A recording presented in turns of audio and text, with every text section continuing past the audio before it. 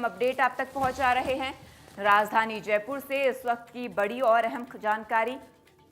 एक बार फिर central jail से मोबाइल मिले हैं। सेंट्रल जेल में मोबाइल मिले हैं। वार्ड नंबर 2 और 7 में चेकिंग के दौरान मोबाइल मिले हैं। कैदी विष्णु और विक्रम के पास ये मोबाइल फोन बरामद हुए हैं। तो ये बड़ी और अहम जानकारी है।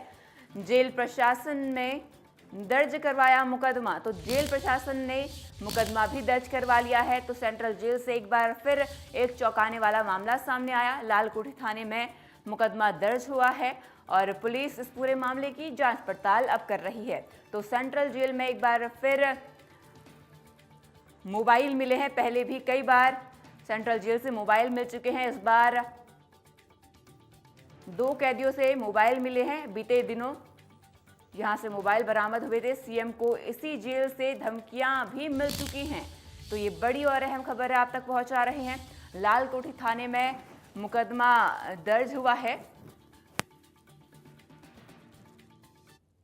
खबर पर अधिक जानकारी के लिए हमारे साथ हमारे सहयोगी मोहम्मद रजाउल्लाह खान जुड़ चुके हैं। रजा, सेंट्रल जेल से एक बार फिर मोबाइल मिले हैं। इससे पहले भी मोबाइल वहां से पकड़े गए, क्या जानकारी?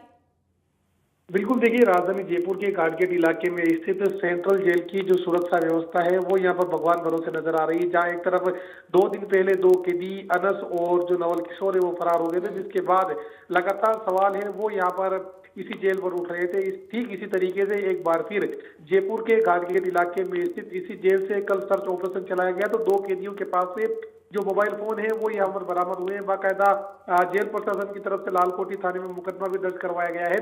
विष्णु और विक्रम के खिलाफ जो मुकदमा है वो यहाँ पर दर्ज हुए हैं। वार्ड नंबर 2 और 7 में चेकिंग के दौरान जो मोबाइल फोन मिलने की जो बात है वो फिलहाल यहाँ पर सामने है। लालकोठी थाना पुलिस पूरे मामले की जांच कर रही है, लेकिन साफ तौर पर कहा जा सकता है कि जिस तरीके से सुरक्षा व्यवस्था पर कहीं ना कहीं जो सवाल है वो खड़े होते हुए नजर आ रहे हैं कि आखिर क्यों इस तरीके से जो मोबाइल मिलने का सिलसिला है वो लगातार जारी है।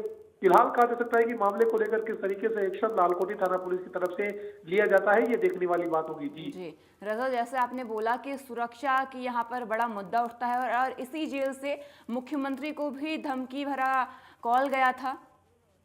बिल्कुल, देखिए प्रदेश के मुख्यमंत्री भजन लाल शर्मा को 1-2 बार नहीं बल्कि कई बार, चाहे से राजधानी जयपुर की सेंट्रल जेल की बात की जाए, दौसा जेल की बात की जाए या फिर बीकानेर जेल की बात की जाए, अन्य अलग अलग इलाकों से, अन्य जेलों से जो धमकी मिलने का सिलसिला है वो लगातार जारी है। राजधानी जयपुर के इसी गाटगेट इलाके में स्थित सेंट्रल जेल से 2 बार जो धमकियां है वो मिल चुकी है। लेकिन साफ तौर पर कहा जा सकता है कि यदि इस तरह के घटनाक्रम लगातार हो रहे हैं, मोबाइल लगातार मिल रहे हैं, पिछले 20 दिनों की बात की जाए तो तकरीबन 7वीं बार ऐसा हुआ है जब यहाँ पर मोबाइल फोन है वो बरामद हुए हैं, डाटा केबल यहाँ पर बरामद हुई और अन्य चीजें हैं वो यहाँ पर बरामद हुई। वही जो 2 कैदी अभी फरार हुए थे हाल ही के अंदर, उस पूरे मामले को लेकर 12 अधिकारियों और कर्मचारियों पर जो एक्शन है वो जेल प्रशासन की तरफ से लिया गया था। जहाँ एक तरफ ये कहा जा सकता है कि जेल प्रशासन की तरफ से जो डीजी जेल है उनकी तरफ से तकरीबन 11 अधिकारियों को सस्पेंड कर दिया गया था, जवानों को सस्पेंड कर दिया गया था और ये कहा जा सकता है कि जेल जो अधीक्षक थे उनको यहाँ पर एपीओ कर दिया गया था। कुल मिलाकर कहा जा सकता है कि 2 दिन पहले ही 12 लोगों के खिलाफ एक्शन देखने को मिला। ठीक